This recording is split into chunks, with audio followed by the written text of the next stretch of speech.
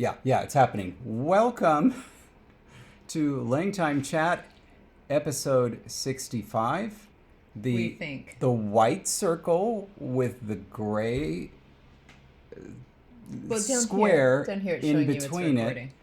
Well, that too. But it's the white circle with the gray square inside of it If that we want tells to you it's know what's recording. taking up so much space in our data plan, look at how many megabytes it is for 20 seconds. Like this is it. No, I It's know. these videos. I know. We can go back and delete them. Actually, that's we have the storage space on LangTimeStudio.com. We can just throw everything Throw there. everything. Anyway, yes, welcome to this episode of LangTime Chat. I'm going to ignore how unintuitive that icon is for "you are being recorded."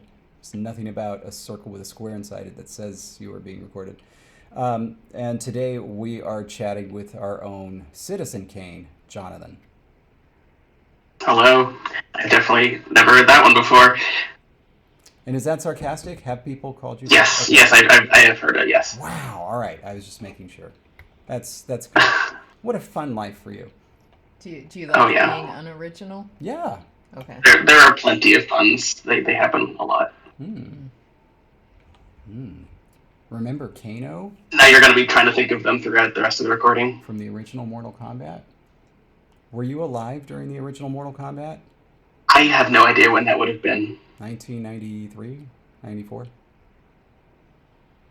I'm going to say no. The part of it, then, yes. Depends on when exactly in there it was. Oh, delightful with you young folk. Anyway. All right. So, welcome to this, and really, it's just completely freeform here. Basically, the floor is yours, John. What are we here to discuss? Okay. I think at some point I joked that I would just come on and have you tell me what to talk about, and that isn't exactly what's happening, but it's not that far.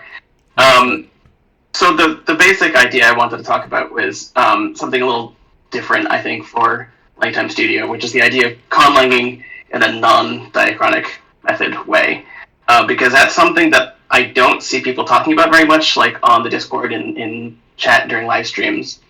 And I think it would be interesting to talk about that sort of like other side of conlanging, and I can get into some specifics with some of the projects, depending on how the timing works out, because I have a few of those that I've done, and I sort of, in my history of conlang, I've kind of gone back and forth between these different methods, and I think it's always nice to have different perspectives on that, so, Well, yeah.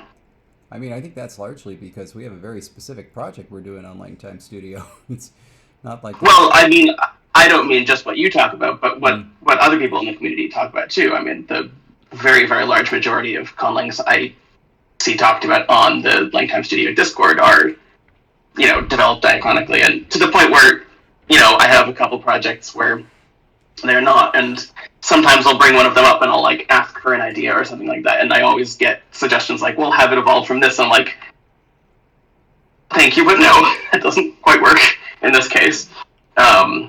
So a lot of times where you see that a lot is with both Angelangs and experimental languages, both of which I have a soft spot for. The latter more than the former, though I guess it's really hard to distinguish between the two when you come right down to it. Anyway.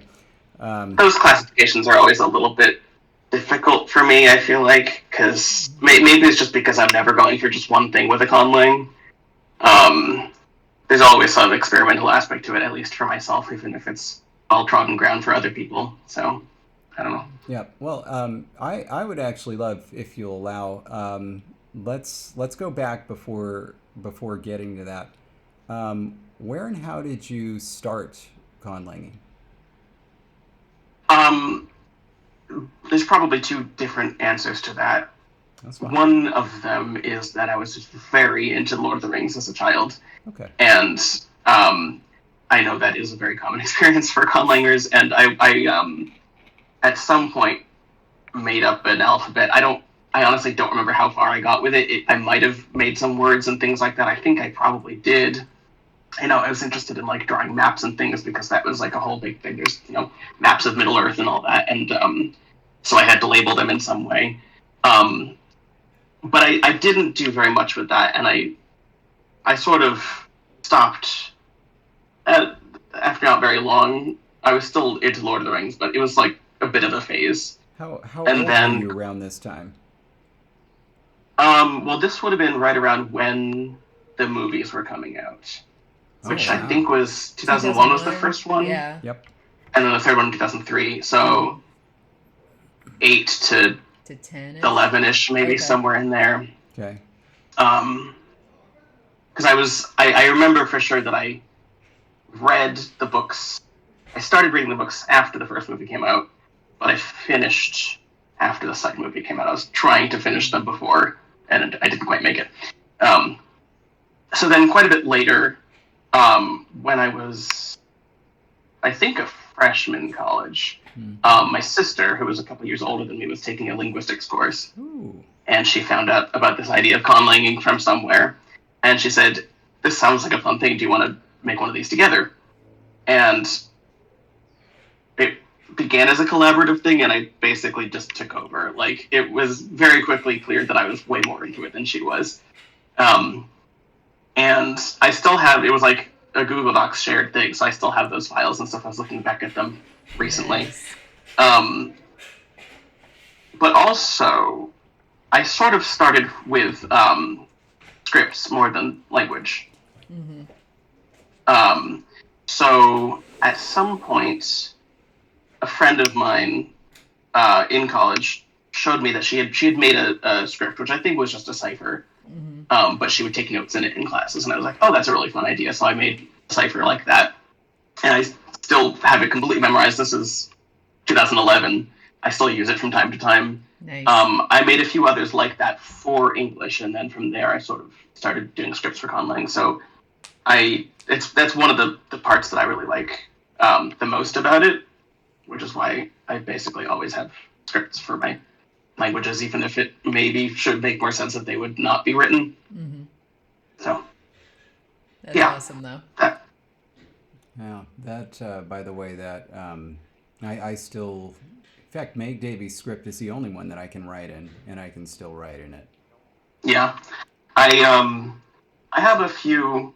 For a while, I was like doing a diary or a journal or something. I was trying to do it very regularly in a couple of these scripts, and that fell off more because I just wouldn't remember to write consistently or didn't have anything to write about. But yeah, I like making scripts even if it's not for Conlang. I have quite a few of those also. Yeah. Nice. Cool. All right. So then now let's move ahead a little bit. What was well, you can tell me if I'm asking this wrong. I was going to say, what was your first experimental language? I don't know. I don't know how exactly would you define that term, because I'm always a little bit fuzzy on the boundaries of those So categories. I think an engineered language, the specific definition of an engineered language, is one that takes a very, very specific linguistic goal and attempts to achieve that goal.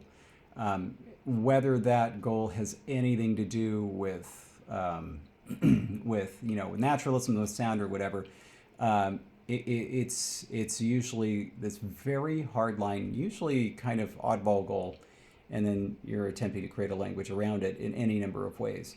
And these can be achieved using, if I can say, like small n, more naturalistically and less naturalistically.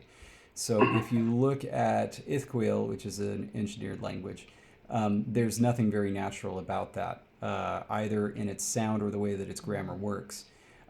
If you look at Kalen, this is another one that has a very hard top-line engineered goal. But it's like, okay, with this unrealistic goal, what's kind of a naturally realistic-y way to approach this goal? But it's still starting with an unrealistic goal, something that languages don't do because they don't have to. So that's my idea of what an engineered language is.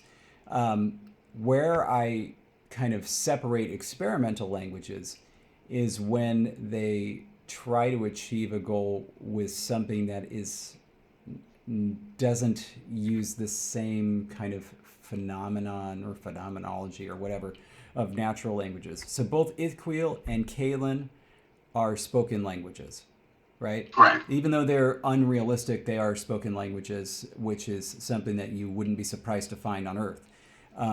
Even with something like, I have KNSL, which is the sign language version of Kelenala. Both of those are engineered languages. One of them is spoken, one of them is signed, but again, not surprising to see a spoken or a signed language. Something like Stefa is something that you don't see, that you would not expect to find on Earth. And so all of those are engineered languages, but I would separate Stefa off as experimental simply because it's not something that you would find naturally occurring, even if its grammar were naturalistic. So that's but yeah. Okay, so in that sense, then, I think of the actual ongoing projects, Stefa would be the first. But I have done a few sketches of written only languages, sort of not exactly patterned out off of, but inspired by Unnels, which is honestly one of my favorite conlangs. So I have one of those, which is sort of technically still active, but I haven't worked on it in a while, and I have a few sketches which may predate Stefa. Have you ever shared these? Yes, I have. Where? Both on Discord and on my blog. What are the names? It doesn't have one. I don't know how. Well, I'm bad at coming up with names for things. I mean, I can link to you where I've shared it before. You should, and you should come up with a name so that you can refer to it, even if it's Project 12 and Project 14. Yeah. And then there's another one, which is a more recent one, which would definitely fall into this category, which I don't know how to describe. It's a spoken language, but it do you know Gokjam? I'm not sure how you say that exactly. It's one of the cursed conlangs. It was used in in last year's YouTube relay. Uh-huh. It was inspired by that.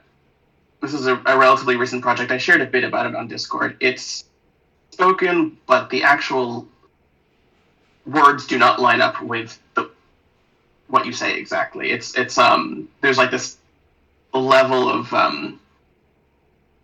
do I even describe this? Basically, the language itself is a binary code. So each word is a sequence of ones and zeros, and there are some affixes and things. And the way that those codes are determined is a whole other thing that isn't exactly relevant to this. But then there's essentially an algorithm for converting a binary code into a sequence of syllables. But different syllables have different lengths of code. And so the boundaries between syllables or apparent words do not coincide with the boundaries between the actual words in the code. So what that means is if you change one word, like if you change something from first to second person or something like that, it may affect the entire text after that. If one code is slightly shorter or longer, or if the syllable that it is translated into takes fewer or more bits. So those are the three sort of categories, I guess, of experimental languages that I've worked on. And then the one that I sort of assumed that I would be talking about the most for this is Towel, which is not exactly experimental, but is definitely engineered and had a very particular goal or set of goals. Yeah, why don't you talk about what those goals are? Yeah, so, well, to back up a little bit. Sure. As I sort of was plotting my way through beginner conlang base, where I, started off, it was just like a list of words and basic word order, and that was what it was, and then I sort of started to learn more about phonology and syntax and things like that, and those got sort of more sophisticated, but I wasn't really doing anything with the diachronic method until a certain point, and then I was sort of like imitating diachronic processes, but it was more like hinting at them, but only actually doing it as a surface level synchronic thing. So like I would say, oh, the suffix surfaces in these different ways depending on what precedes it, but I didn't have any actual sound changes that resulted in those alternations. I just knew what sorts of things sometimes showed up in languages. And then at a certain point I was like, okay, well, this is like the thing that people do. Let me give this a try, and failed miserably because it turned out that sound changes are really complicated, and the more, in my experience, the more you learn in Conlanging, the more you learn you don't know, and it's sort of like, it became a bit of a feedback loop of like, how can I possibly make any decision if I don't know everything that's like lower down or everything that might come from it, and it was sort of, it was very difficult to make anything. I was sort of caught between these two impulses of like wanting to have this Conlang be, exist and work in a particular way, and not having any idea how to get there without spending like 90% of my time reading about things that I didn't even know what topics those were yet. So at a certain point I said, enough with that. I would like to have an actual Conlang, because I had started probably dozens by that point and had nothing that I was satisfied with. I'm going to ignore that method entirely, make something that is very straightforward, but actually exists. And so for me, Total is basically the embodiment of perfect is the enemy of good, or there's a few variants in that phrase, where I decided it's not going to be perfect for sure, it's not going to be at all realistic, but it will exist, and I will have a language that I can do things with. And so some specific goals going into that were simplicity. I wanted it to be easy to make and easy to use, so that I could basically just get off the ground in the first place. So it's entirely regular. There's no, there's basically no inflection. There's no irregular verbs, irregular nouns, or anything like that. You don't mark plural or tense or anything like that unless you need, specifically want to. And I mean, there's a few other basic things, but like, the idea was there would be this very simple set of grammar rules, and everything would go from that. So you wouldn't have like an expression like, I can't think of anything off the top of my head, but something where, like all the time in natural languages, you get some little fixed phrase that grammatically doesn't really track because it's inherited from something or has been smushed down from something else. Oh, basically everything would be English, like regular grammatically. To make something by hand.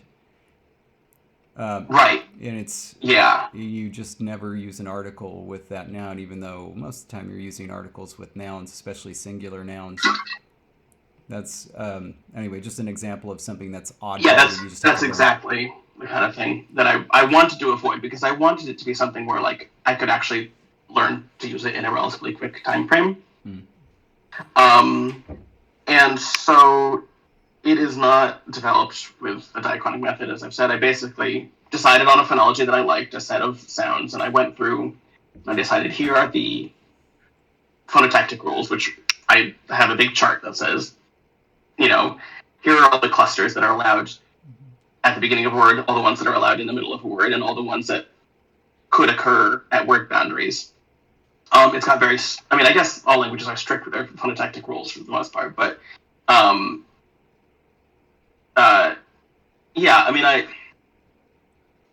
actually, there was a previous attempt that I think right around the time that I started watching LangTime Studio I was working on, and I shared some things about that, and then that was quickly replaced by Total.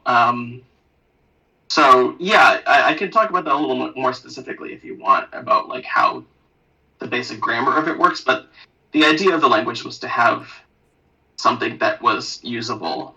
And then once I had that established and I had done some translations and I was sort of having fun with it, then I was able to go back to attempting an evolved naturalistic conlang, and it was actually a very like freeing experience because it was sort of like, no matter how this goes, I have this thing already, you know. I think for a lot of people, I see this in various places, but I definitely see it a lot on Discord. Is like a lot of people are like, well, I have to. This language has to be perfect. I need to get everything right. I need to know all the precedent and natlangs for this phenomenon or whatever it is, and then it just ends up stuck in development for a very long time. And I think for some of the people who you know are in that situation, it might be worthwhile to just set that aside for a little bit and make something else. For me, it was very, very helpful. So I've always thought that a language should be appropriate to its setting, and so Mhm. if you go through and like look at all the languages, especially that I've done that have diachrony, it's because the setting calls for it. Um, Yeah, if you ever look at any language I've ever created where I was creating it either for myself or to be used as an experiment, there's no diachrony, not because, you know, it was necessarily something that was freeing or anything, but because it doesn't make sense. You know, so it's like I mean, here. What I mean to suggest is, if you're creating a language for yourself in the sense that you actually want to use it, right? mhm. There's there's not really like a simulated history to create because it's just your history, right? Well, I think for a lot of people, they like the idea of having a naturalistic language, and that sort of for them necessarily means having evolved it. And I think a lot of the times the setting comes after. It Mm. comes because as you start making these words and developing the lexicon, you think, oh well, where is my term for whatever going to come from, and then you end up learning about the history of the speakers in that way. And I think that's a perfectly good way to go about that. Also, um, I think it can get complicated and it is a lot slower. And I know I at some point you said or wrote or something about like that translation into a conlang should take a long time. I don't remember exactly how you phrased it, but like if you're doing it right, that is kind of a difficult thing, and it might take a very long time to translate a sentence. And I agree that that is true if you're going with that kind of language. But one of the goals, like I said with Total, was like I want it to be relatively easy. I want just because it's just nice to be able to do this. It was sort of um, like one of the things I do with the language at this point. I mean, I'm always making new words for it, but the grammar is done because it's very simple. Um, I'll like find a random post on the internet that I think is funny, and I'll decide to translate it. And yes, it does sometimes take a while, but often it's very straightforward, and it's sort of like there's this little sense of accomplishment, like I made this thing, even as small as it might be, just like a tweet or something. Well, I Um, do think though, it can be really hard to talk about conlangs as a whole, just because it's not just that there are these different, the typology of conlangs where we've got, artlangs versus naturalistic, or within artlangs we've got naturalistic versus like, different purposes, natural-ish, if you will. Within, engineered languages, you could have the same kind of like naturalistic tendencies or, completely bucking all norms of language. So it's like not just the typology that we have in the world of conlanging, but it's also the goals that we have for conlanging. And yeah. one of the things, like when we talk about translation, we're usually talking about professional projects. Yes. If we don't think about how we're translating a professional project, I would say we're not doing our job. And so if we're like, oh, word for word, they want this translated, we're just going to word for word, boom, boom, boom, go down the line in English to Jacobsa or English to whatever. And that to me is not doing our job. However, if Yeah. I'm working in my own personal languages, and some of my languages are absolutely have no diachronics behind them, and not just be the setting would call for diachronics if I were being honest. But I didn't do it that way because that just wasn't my goal. My goal was to create something for me and for my purposes. And so, yeah, at that point, like if I wanted to create a sign for my students that said, "Welcome to my office." And I did not want to spend a whole lot of time trying to think, how would this world, which kind of lacks history and depth, say the word office? And so I just made a word that was like, that's office. And it was fine because, like, that is not something that I'm trying to say, this is my career. This is a professional project that other people are going to be approaching and trying to treat as a natural like language. And so I think that also needs to be acknowledged because it's, yeah, absolutely. Translation doesn't have to be hard if your goal is, I'm making this for me. I'm having some fun with this project. I just want to see this thing that I'm working with. And absolutely, yeah, it could be a different process. The minute you take it to that level of you want it to seem like it came out of another world rather than an English speaker, speaking world, that's when it takes longer. And that includes with natural languages. Natural languages, I can sit here and try to translate something into Finnish, but I promise you it's going to be English based versus a Finnish speaker trying to say, well, here's the idea you're trying to say in English. Here's how we would actually express it in that same kind of context in Finland. And it's going to be very different from what I could come up with. And I think that's sort of the difference we're creating here is like, is it a translation that came out of an English-based world? And if that's your goal, then fine. But the minute you want to say this sounds like it came in world from this context, you've got to like kind of destroy the syntax of it and go into the meaning behind it. And that takes time, even if it's an existing language where you already have all the vocabulary you're going to need to do this. Yeah, I think part of the reason I wanted to bring this up is what people are seeing, I think, in the community a lot is these very polished projects and or people working on diachronic conlangs in very detailed ways, and I think they sort of see that and think, oh, well, that's the way to do it. That's the way I have to do it. And I basically want to say, no, it isn't. You can do whatever you want, but like I think even if you are really interested in that method,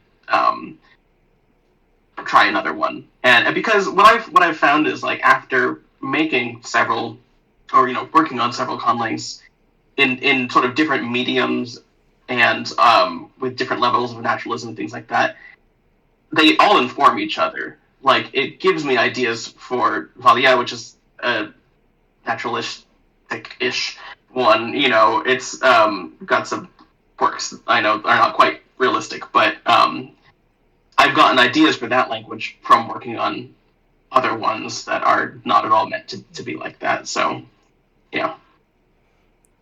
It really depends on the purpose. Also, translation is easier the better you are with both languages. That's true. Yeah. I mean, that's just true.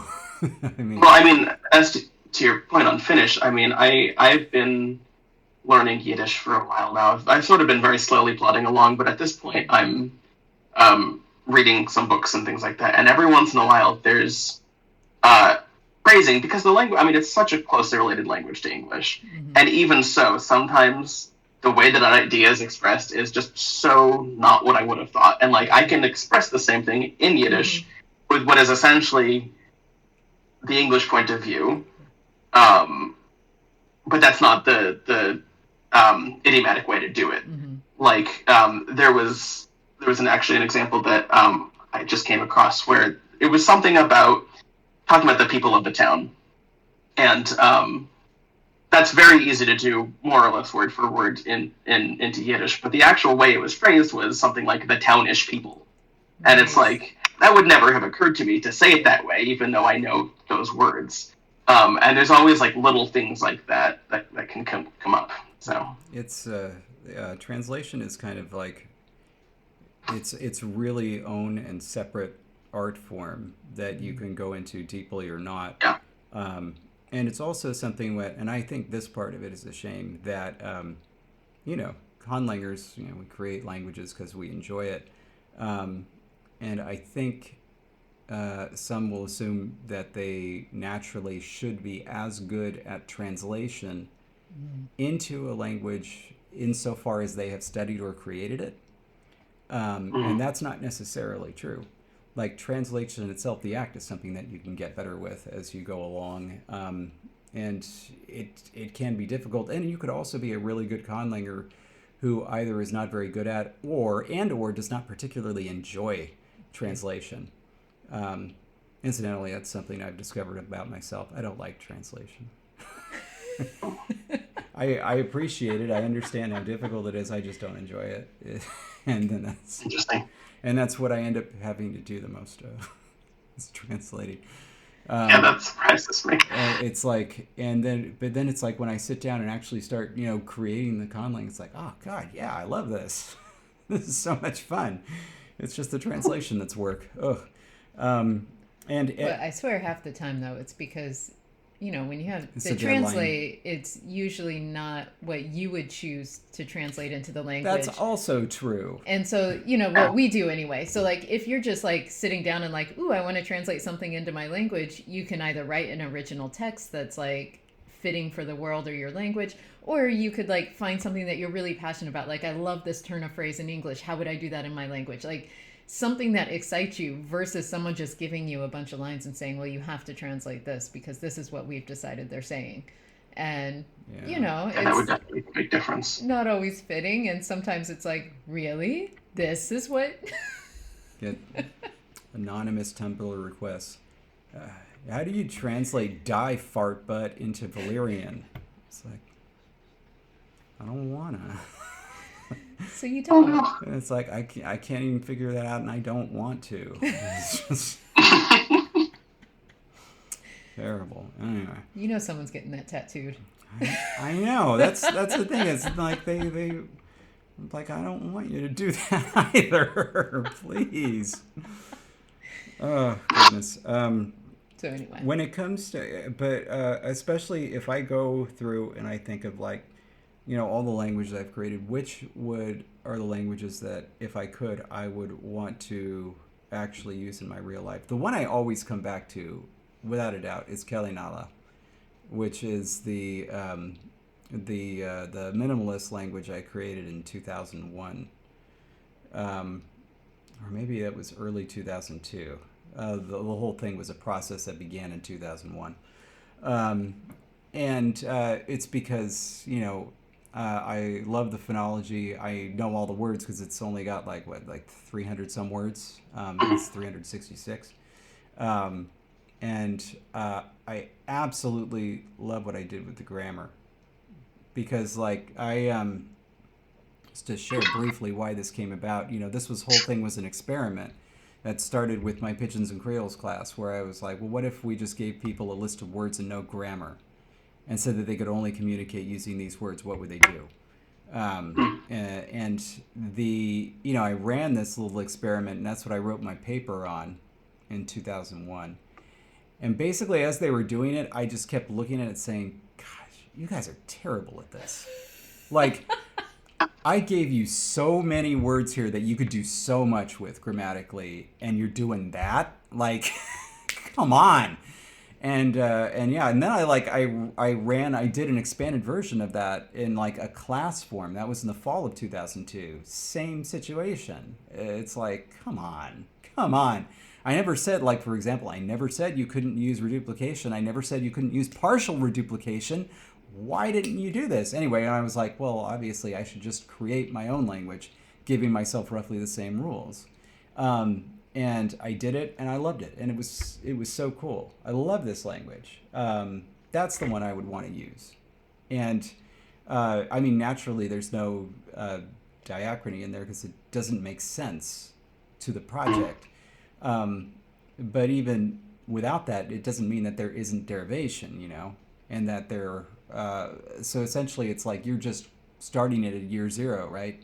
And kind of like carving your own path with this language and just making it your own, because the history is the one you're writing in the present, and it's entirely personal. It's just your own. It's not like, how would a people come up with a word for ice cream? It's like, here's my stuff. What do I want for this? And by the way, naturally, since it was my language, there had to be a root for ice cream. I didn't think it should be derived. I think it should have its own word, so I did. Chocolate, too. Obviously. Yeah, yeah, Of course. yeah.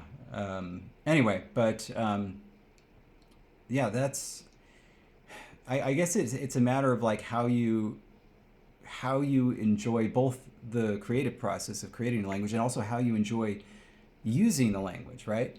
So like Mhm. for me, it's a very fun and like satisfying thing to go into any of these languages, either the LangTime languages or like languages like High Valyrian and things like that. It's very satisfying to go in and create new words. Mhm. And with High Valyrian, even though it has to cut off at some point, it's enjoyable for me to think up a new glyph for that because it's like a logography, Yeah. and so that's that's a lot of fun. What isn't fun for me, but what is kind of fun for other people, is deciding like, okay, how do you like, oh, I want to like, because people are doing this, like I want to translate Game of Thrones into High Valyrian. I'm like, go for it. That sounds miserable to me. Like that sounds absolutely miserable. And then people are saying like, how can I use it in my daily life? It's like, well, I didn't think about that because I don't really care. That doesn't sound like Yeah. fun to me, but it does to others who just like, and then like for them it's like, by the way, okay, this is getting really far afield. For them it's like, all right, we got to separate out and say, okay, obviously when I'm creating High Valyrian, I'm creating it for a very, very specific world and time and place. So obviously there aren't going to be any canon Valyrian words for things that you need, like computer, cell phone, airplane, things like that. But it is just a language. So like if you want to use it like that, there's derivational strategies. Like go for it. Come up with something that you think makes sense for airplane and then use it. That's fine. It's not ever going to be canon, but that's because it doesn't make sense in that context. But that doesn't mean like you can't use it, you can't do it. And it's like I also was like, and it doesn't mean like I don't approve of it. I do, but I also don't enjoy it. So don't take that as condemnation. Please do it. I think it's really, really cool. It sounds tedious to me because that's not how I have fun with language, you know? But it doesn't mean it's like a bad, or it also doesn't mean it's not an interesting thing or it's not a cool thing. I don't know. Anyway, but I guess all of that is to say it's made me sad that I feel like some of specifically what I have done with my career has given the impression that I think that what I am doing is good, and if you're not doing that, it's bad. Because I think that people have gotten that impression, and that makes me very sad. Yeah, I see that. Yeah, I mean that was sort of like the big thing I guess I wanted to talk about. And also I just remembered something. So for the last week or so I've been trying to do a Valia word a day. Ooh. Coming up with new things. I've got, a lot of very conspicuous gaps in the lexicon. I mean the languages, actually I started it I think just about a year ago now. Um and so I figured, I tend to sort of like focus on one thing at a time, but I figured if I can try to just make one word every day, I will probably actually end up doing more than that, because as I try to Mm-hmm. derive things, come up with related terms, or sometimes it's just like, oh, I want to make an example sentence, but that means I need some other word for this. But the other day, I wanted to make a word for yellow. I had basic color terms for like dark blue, green as one, red, and white, and those were the only ones I had. But I wanted at least yellow also, and there's a whole topic of like how color terms work and things like that. And I wanted it to be like a more recent derivation, not necessarily a root. Um, and so I was like, oh well, what if it comes from the name of a dye that is used to dye things yellow? And then I was like, okay, well, what would that come from? Probably some sort of a plant. And it ended up being such a rabbit hole of like, well, what kinds of plants grow in the sort of climate that this language is spoken in, and specifically, it's supposed to be based on like the northeastern U.S. So like, even if it's that climate, are they actually native there? It's not actually spoken there, but it's a whole thing. And it turned out to be such a complicated question, and I like could not make a decision because it was like, well, if I do choose this plant that can make a yellow dye, And then later I find out that there's another one that makes a much better yellow dye, and the plant is more common. And it's like, well, why didn't they name it after that one? And it became, what was that? I said it's holy. That's why.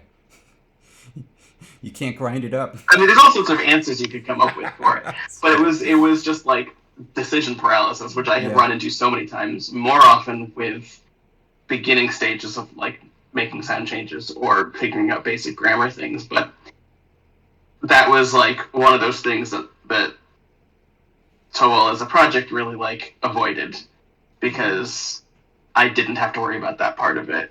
I could just say, well, this word sounds nice and is a valid word. That's my word for yellow. And now I'm wondering what that is. So, I will say that is something that. Gyol. What is it? Gyol. Geol? Gyol. Oh, Gyol. Okay. Gyol. That's nice. Which is actually very similar to a lot of like Germanic type things that are related to yellow. I don't know if that was intentional or not. Yeah. I love those little accidents. But no, that is something that I know in my textbook I write about it a lot. Like, I swear so many times I felt like I was writing the same paragraph, because it's like, effectively, when it comes down to it, it's like, I know this is hard, and I know there are like a million decisions you could make. You just have to make one and go with it. And then it's like, such a hard thing to do and put into practice, even if you know that that is the case. Right. And like giving examples of, natural languages where it's like, think about this compound and think about the million meanings it could have had, but we decided it meant this. And, yes, that doesn't mean it's the best one out there. Like, there are some meanings I can think of for some compounds we have where I'm like, well, that would have been better. And yet here we are. And so, it's really about like, yes, there will be more possibilities, but you already made that decision, move on. Yeah. And actually, like, learning that via other projects, I've been able to apply that to Valia as well, which is really helpful. Where there's been a number of times where I'm like, I could see this going so many different ways. I'm just going to pick one. It might not be the right way to do it. There is no right way to do it. It might not be the most likely one or something like that, but I'll just go for it. And it's been working pretty well. Yeah. And that also started as a Conlang, and so that was one of the, like, I wasn't doing it exactly day by day, but I was following the prompts in order, and that really helped. It did. At a certain point, I stopped. I need to go back and fill in some of the gaps, but it was very good for getting started. And I'm really glad to hear that. And it really is, by no means does anyone need to work through it from day 1 to day 366 in that precise order and in the precise way. And so it's like, it always makes me happy to hear how people are sort of like bouncing around and trying to make it their own. Because it's like the prompts are there for people who just need someone to tell them, go do this today. Yeah. Yeah. Oh man, I lost it. Oh well. I will say I'm also working on a book project for Conlang year, because why stop when you finish one book? Just start another, right? And one of my goals is to be a little bit more hand-holdy in that one, where it's like you sit down for your session and it's like, not just here's a goal, but here are very specific vocabulary items, create these. And then tomorrow you're going to create this. And like, people can obviously swap out like, okay, my world doesn't have this, so you need to find an equivalent if you're wanting to do something for a fictional world that doesn't quite match the vocabulary. But my goal is to really select vocabulary and sentence structures and ideas that could be expressed in most locations on Earth. So trying to be as generic as possible. There are, of course, extremes even on Earth where it's like you're in the middle of the desert, you may not know what a pond is, but it's like really just trying to pick like the most middling kind of concepts where it's like this is going to hit most people and most kinds of environments. But it's like, it's the idea, and also to hit on your point, also present the idea that you don't have to do this diachronically. Just create something, that's your word. If you want to learn more about language evolution, you can apply that later. You can think about that later, but let's start at year 0. This is what the language is right now in this state, and move forward from there. Because it really is so much of conlanging is you have to make a decision. And the decisions are so numerous. What word am I going to create today? How am I going to get that? And it's like when you have to make all of those decisions for yourself, it can absolutely stop you in your tracks if you're not working towards some goal, or if you're not just one of those people who's always intrinsically motivated. Awesome for you if you are. Most of us struggle. And so having someone say, create these 10 words, just boom, boom, boom. That's today's session. Yeah. Tomorrow, say, the cat drinks. Boom. That's all you're gonna say today. And so anyway, just working on guides, and I'm so happy to have this conversation because it's giving me fresh perspective on some of the things that I'd already been laying out in this new project. And yeah, I hope people hear this and know we hear you, and we appreciate all the work that the community is doing, because it really is so cool to see the different ideas, and even just to see like what string of sounds someone put together that they thought just felt like chair. What string of sounds did you choose for that? And like, how cool that all these different strings of sounds can refer to the same thing. And I swear Hungarian got it wrong. Sape should not be chair. It just doesn't feel like a chair. Or is it sake? Sape is beautiful. Sake is chair. Sape and sake should not be that close in Hungarian. Sape, beautiful chair. It just doesn't hit. Not my ears. Sake nem sape. Chair is not beautiful. But yeah, it's I want people to think more about natural languages like that too, where it's like, because so often I hear so many conlangers say like, I don't like this word. I came up with this word and now I hate how it sounds. And it's like, there are so many words in natural languages where I hear it and I go, really? That's what we went with? Yeah, absolutely. And it's like that just happens, and that doesn't mean the language is not beautiful, is not full and wonderful, and it's just that not every word can hit every single pair of ears perfectly every time. Yeah. Oh. What do you have to add to that? I had things and then I lost them. You lost them in the Sataness of it all? Yeah, I know. So what is... and this is more of a kind of like a kind of a personal question, like what is next with Toal as in terms of not just creating and expanding it, but like what do you hope to do with it? How does it shape your life, especially that one versus your other created language projects? Oh, I have a very specific answer to that, which is I'm currently working on a revised version, which I think has already been dubbed in Discord as Tool. But actually, like number two. Yeah. Okay. And so there were a few things where, every once in a while I will ignore the language for a few months at a time because I decide I don't like it anymore. And what I very recently realized is sometimes I'm just in the mood to do a different thing. Sometimes what I want to do when I'm conlanging is derive a bunch of new words, in which case it is really not the right language to work on. Sometimes I want to do a translation or something like that, in which case it probably is. But part of it also was there were certain things about the phonology I just didn't really care for. One of which was the ejective P, which I don't know what I was thinking. I don't know why that was in there. It's gone now. Oh. And a nice thing about this is that I can make a revision and just change every instance of an ejective P to a Q. It now has the uvular stuff, and it's so much better. A few other little changes that I had been sort of thinking about. But I still really like the structure of it, the grammar, basically. So I'm keeping that. I think most of the words are the same, at least so far. I will probably just sort of keep it as like this back burner language generally. I used it in the first Conlang relay that I did, and that went pretty well. That was the last LCC one, and that was the one where the language I was translating from was Unnels, which I then went and continued to learn and have written things in at this point now.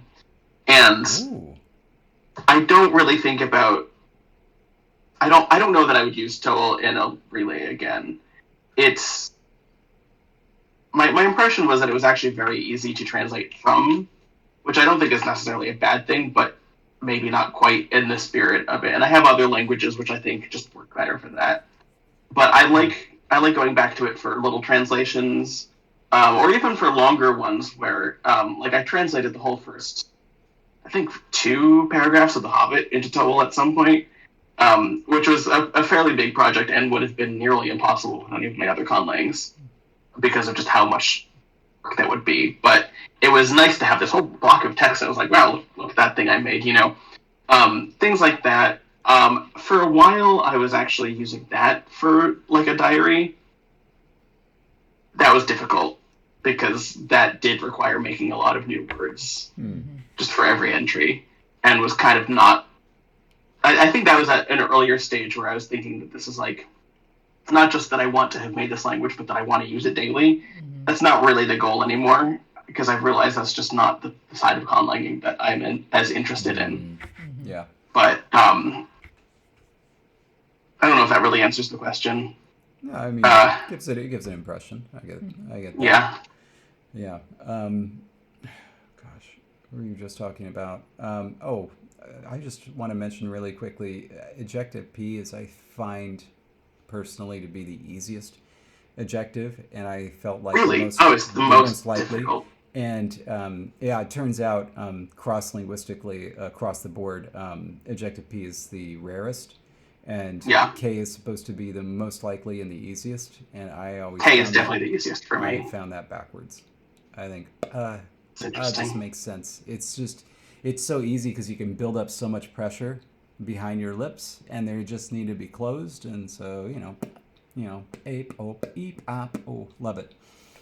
I felt betrayed when I learned about the phonetics. I was like, how can that one be the most funny?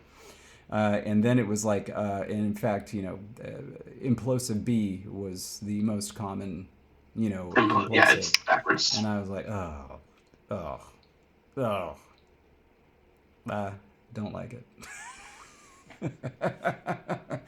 Yeah, I don't know how I feel about implosives. Maybe I'll use one in a language someday. By the way, are there central vowels in TOEL? Well, there's a schwa and there's the low central vowel, but yeah. Actually, so to get a little bit more specific, I don't know how much time we have exactly, but the vowel system for TOEL is like the one thing that is maybe the least naturalistic about it. Not the specific set of vowels, but the way that they work, which is that a noun which is either the subject or object, basically the core case, is marked, which means that the vowel changes. Okay. But it will depend on the vowel. So it's a non-concatenative thing. But specifically, the marked vowels are like, what's the word? Like, is polar the right thing I'm thinking? Like, okay. Like E, U, A, O, A. So basically at the periphery of the vowel space. And then the unmarked ones are just slightly centralized versions. So I, O, some schwage thing. Yeah. And when I started, I actually had this idea that like there would be different valid options. So like if you wanted to instead do a 5-vowel system but with a length contrast for the marking, that would also be correct. Or if you wanted to do a tonal thing, it could be high vowels are marked, low vowels are not. And it was sort of like in the orthography, it's a diacritic that says that this vowel is marked. So you can represent that however you want. In practice, I found that I always ended up doing the peripheral or centralized vowels anyway, and so I sort of just made that how it works. But yeah. I have an idea Okay. for a phonology. And get ready for this. It's going to be David's nightmare, and yet it's going to make sense once you hear the full idea. Okay. A language whose system of vowels, at the proto stage anyway, or at the current stage, but just with some synchronic variation, are all central. So only central vowels in a language. But where they actually end up getting produced is more dependent on the consonants. And so like velar, uvular are going to pull them backwards. Yeah. And anything at the high level will be interpreted as the high round vowel.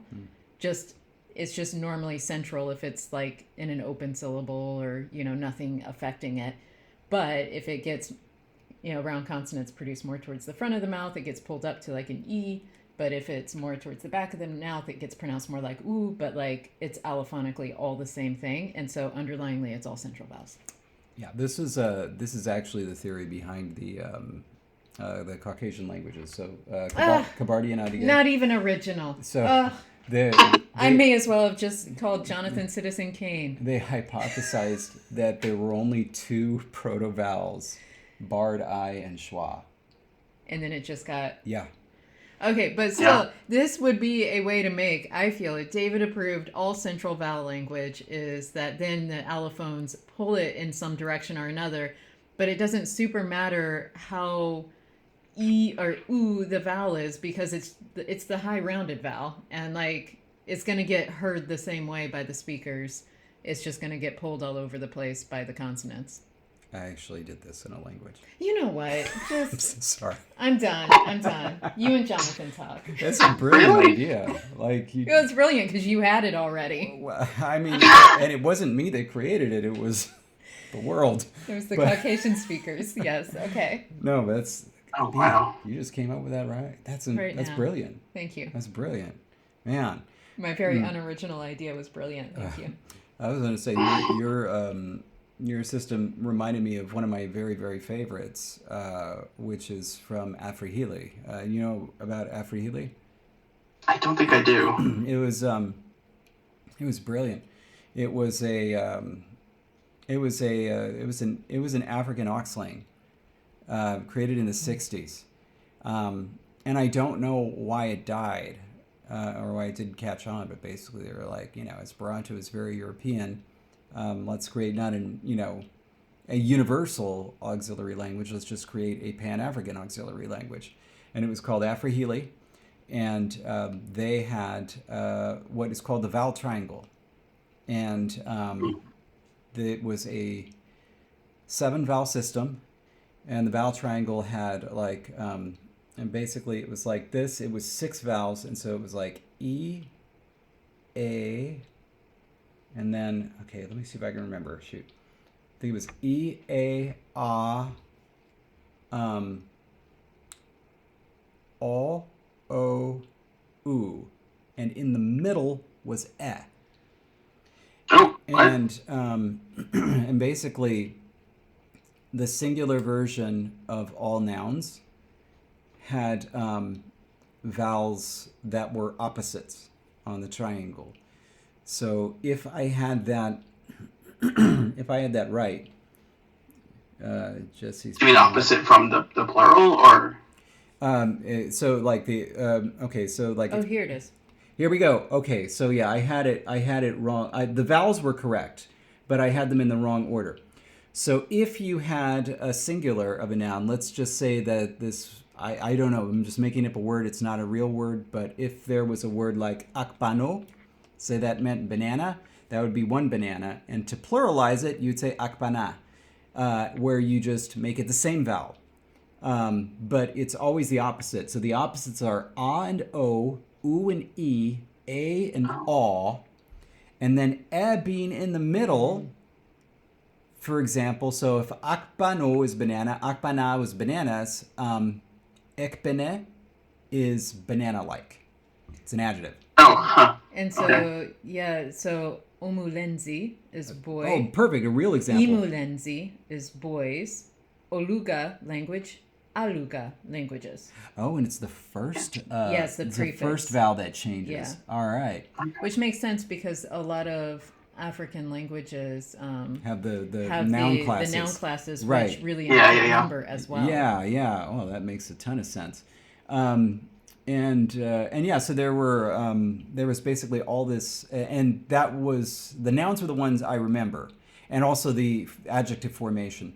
But that vowel triangle played a role in every single part of the grammar, where it was That's interesting. crucially these switches between, but not randomly, right? It wasn't just like, oh, the vowel changes. It's like they have these pairs and they change that Yeah. way, right? That was Nice. what your system reminded me of. Yeah, that's That's really interesting. cool. So yeah, I was talking about nouns, right? But the Yeah. same alternation works with verbs also. So Yeah. like a finite verb is marked, a non-finite verb is unmarked, basically. And so like adjectives are, participles, things like that.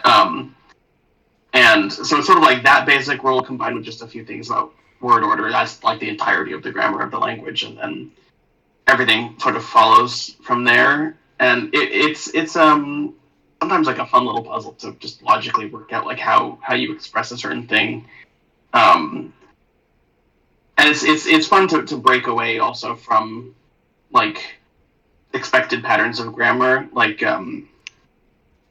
I don't know, just experimenting with things. Like one idea that I had, which probably has some precedent somewhere, I don't know, is that all in total any verb that indicates like opinion is actually a transitive verb, where the object is the person who holds that opinion, which is sort of backwards from what you might think. So, like, if you're saying I like something, the thing is the subject, I is the object, and what that does is because you can just drop the object of any transitive verb. If you drop that, you're saying it's good. It's liked basically. And so, like things like that, which probably would not have occurred to me if I was going for naturalism. Like that's the kind of thing I like about that language and that sort of method of conlanging. How interesting. My first Or like something similar, which is from Unnels, which I sort of stole for Steffa, is like a word for parent is essentially a transitive verb. It's A is the parent of B. And that's because in Unnels, basically anything that looks like a noun on paper is actually a verb meaning to be that thing.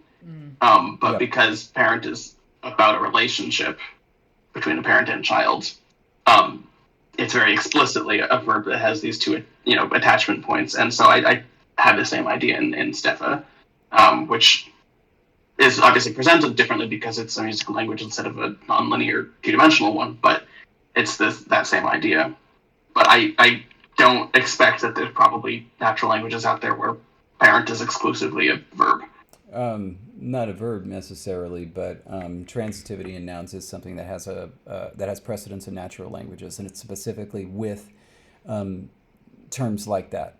And so it's not the case that it's a verb, but it is the case that it requires special marking to be used on its own. It is expected to have some sort of possession indicated. And so, like, I don't remember if Nahuatl is one of these where it's obligatorily possessed, but basically the idea of if you look up a transitive noun in the literature, it's referring to nouns that have obligatory possession in order to be used and can't be used without that unless there's some special strategy used to turn it into like either a different word of a different type to derive it, or it co-occurs with some sort of special marking to indicate we don't know who the possessor or possessee is. Okay. Yeah. I think I've encountered that maybe under a different name because that sounds very familiar, but I don't recognize the term. So. Yeah. Yeah. That's always the fun thing too, because one linguist will come up with and say this is the best term for this, and then they'll keep using it, and then the consensus will be okay, I think that this term makes more sense. And then that first linguist is like, I reject that, and I am going to spend the rest of my career using this term and only this term. And then it just keeps being like that. Anyway, all right. Final thoughts on anything, or visions of what's to come. And first of all, also, You have two YouTube channels, yeah?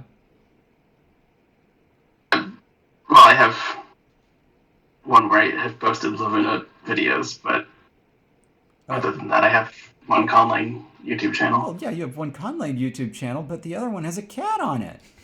Okay, yeah. But your channels are is the channel actually called Lavuna Langs or? Yeah, the Conlang one is Lavuna Langs, Levuna Langs. Yep. And then I don't know what the other one is, but that's the one that's associated with the account that I'm usually using in chat on YouTube. So Yeah. But yeah, and then any like Lavuna Lang's also on Tumblr and Blue Sky.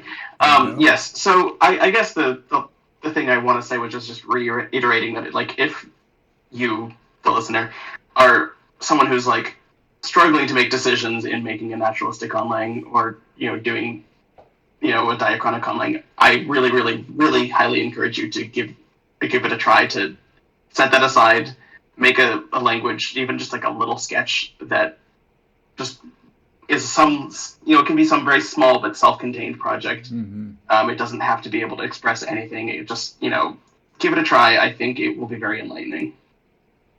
So. And I love seeing projects like that. And if I can just, once again, beg for submissions. If you ever have some, especially like small projects that are really neat and really kind of experimental, I would love to put stuff like that up on Fiat Lingua. Aching for it. Aching. Wow. Achy breaky lane. You gonna do it? No. Okay. Anyway. Well, thank you, Jonathan. Well, thank you. This was a little bit... I don't know what's happening over there. This is a little bit rambly. I was hoping that I would find my points a little bit better, but I think I said what I wanted to say, more or less. No, and of course, it's like you can always come back. Yeah. I mean, maybe we'll have some more specific things to say if I do. Yeah. Latuna. David. Anyway. Like Tual, Latuna, Lavuna. Yeah. Anyway, David is now on stupid dad joke puns. Yeah. And he's getting further and further away from the mark, and so I think we should end this. Yep. All right. Okay. Well, thanks everybody for tuning in. Something new next time. But yeah, until then, stay grammar. Stay grammar.